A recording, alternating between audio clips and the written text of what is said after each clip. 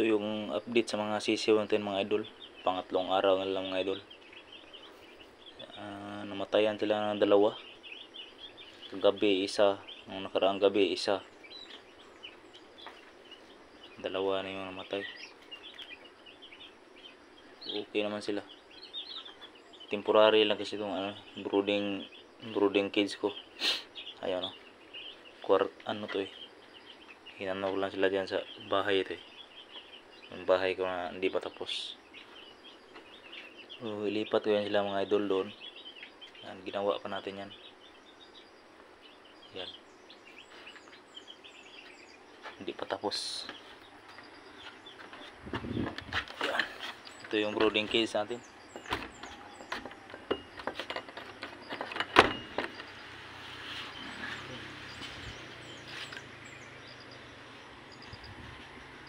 One by 2 meters.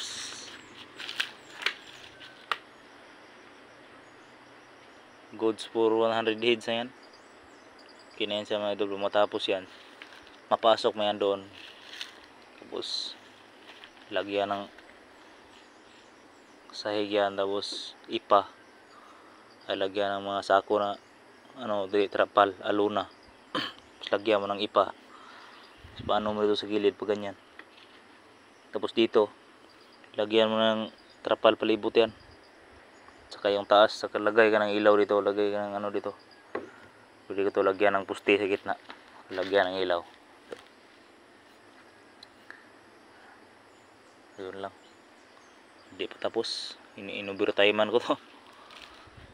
Tapos. Saka yung kulungan nila doon, hindi pa tapos oh. Ano na yan, pag lagay na lang ng scene kulang.